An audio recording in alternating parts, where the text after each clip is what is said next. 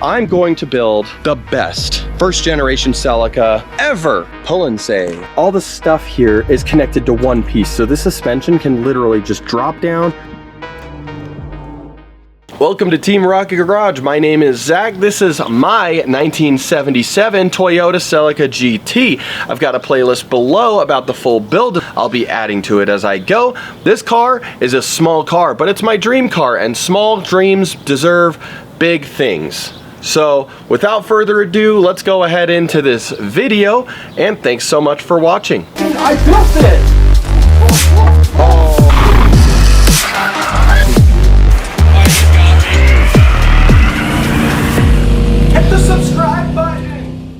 All right, so let's talk about plans for this 1977 Toyota Celica. What we need to do with this Toyota Celica is bring it into the modern age. I've seen a handful of these things. I've seen a lot of these cars get built, and I think that first off, the true passion and home of the Celica is on the highway, doing high speeds, handling well, and being comfortable. With Celica being Toyota's first true sports car, what I want to do is embrace a little bit of the Supra and a little bit of Lexus, right? Because Toyota really wanted to prove themselves when they built this Toyota Celica and brought it here to the States. In fact, they wanted to prove themselves so much that they were experimenting with a few things. Super build quality, a nice highway cruiser, a torquey engine as composed to something that revs up or just has horsepower, and something that was maybe a little bit heavier but a little bit more poised. A lot of the Celica stuff turned into AE86 stuff down the road.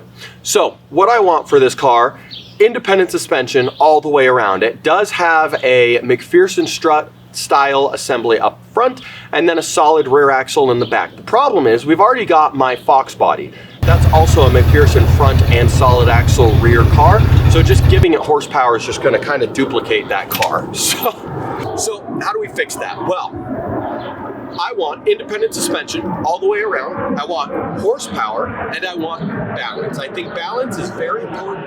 I don't want just a balls out drag car. I also don't want something that's totally gutless. I've got a few options as far as independent rear suspensions go and independent front suspensions, but I would like to match up the front suspension and the rear suspension so they both come from the same car because I want that balance. I also would ideally like it to be from a Toyota.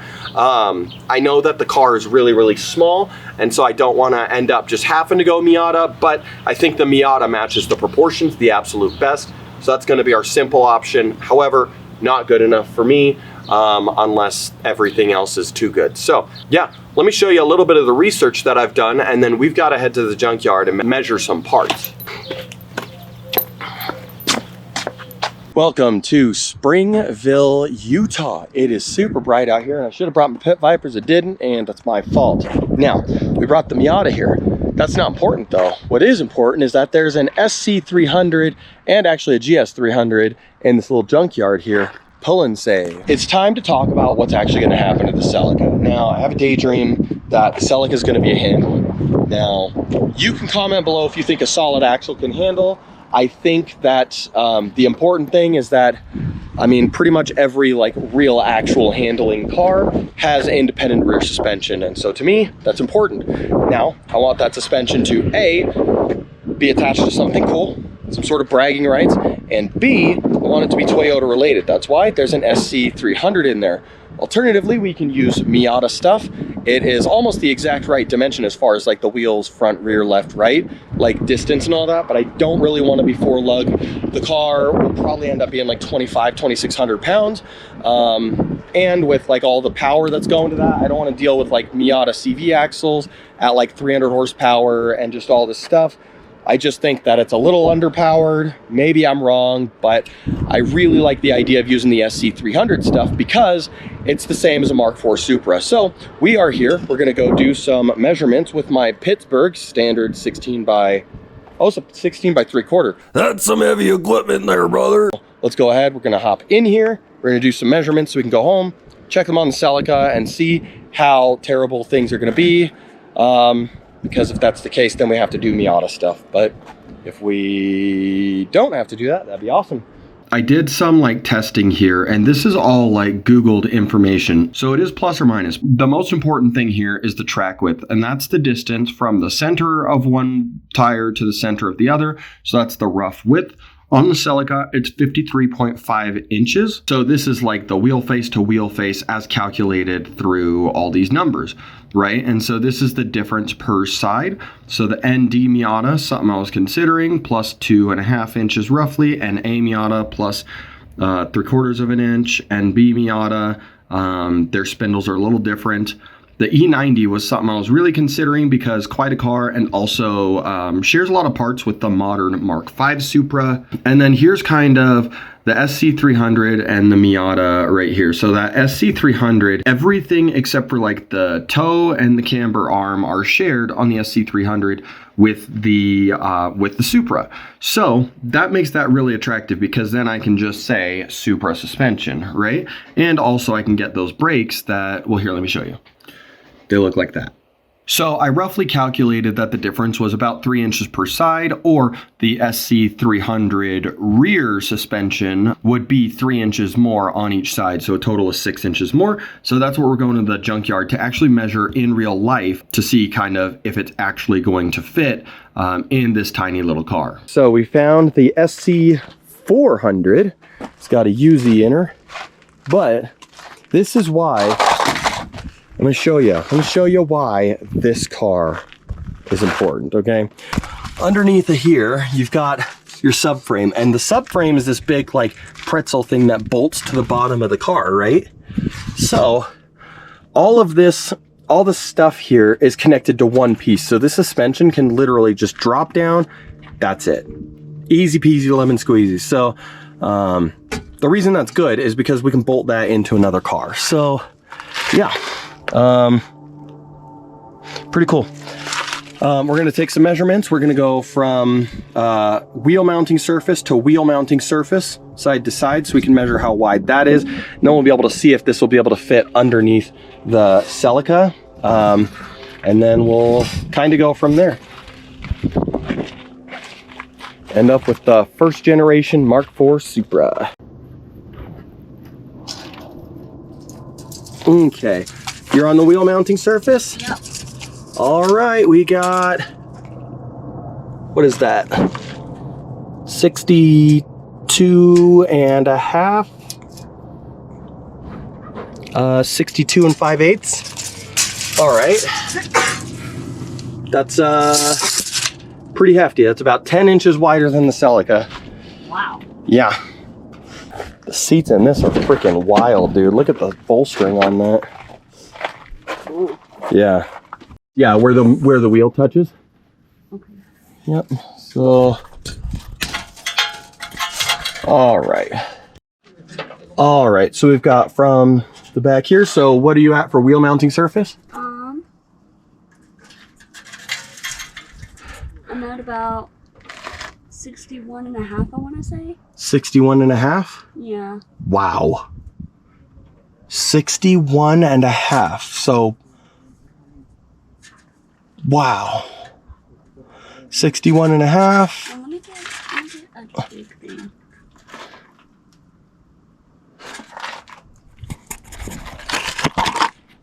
Okay, so closer to 61 and a quarter. All right. 61 and a quarter. So you're measuring from this surface? Mm-hmm. All right. So I'm gonna hold that. 61 and a quarter to